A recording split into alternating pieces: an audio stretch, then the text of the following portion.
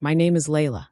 For years I lived quietly in the village, in a small house that stood at the edge of a ruined farmhouse. Once lively, now silent.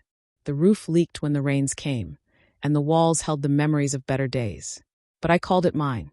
My son Hamza had grown up and moved away to the city. He once promised he'd look after me, visit often. But increasingly his calls grew shorter, his visits fewer. I told myself he was busy, chasing his life. I told myself I was proud of the man he'd become. One morning I awoke to an empty room and a note in his handwriting. "Mother, I'm sorry. I can't stay. I hope you understand." I sat in that empty room, the walls echoing with silence. The ruined house next door looked even more lonely than usual. I realized I'd been abandoned. I felt anger, heartbreak, confusion. How could he leave me here, in this house that creaked and groaned? How could he forget the nights I held him when he cried, the mornings I taught him to walk? Yet, as weeks passed, I found a new presence in my life. My neighbor Fatima, a widow who lived across the lane, noticed my struggle.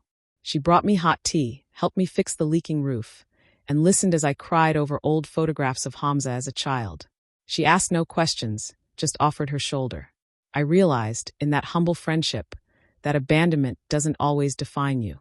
You can be left by someone you love, and still find strength, connection, care in the unexpected. Fatima became my sister in spirit.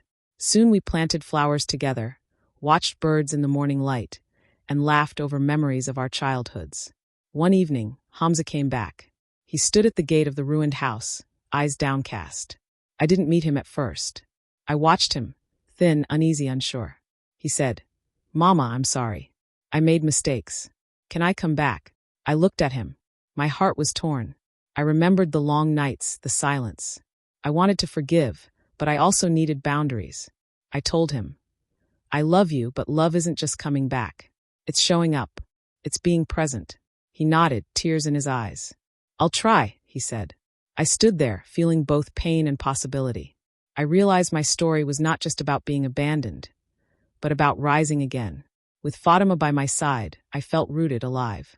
With Hamza, I still held hope, but I was no longer waiting, I was living.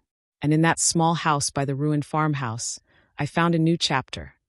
One where I wasn't defined by abandonment, but by resilience, and by the kindness of a neighbor who became my family.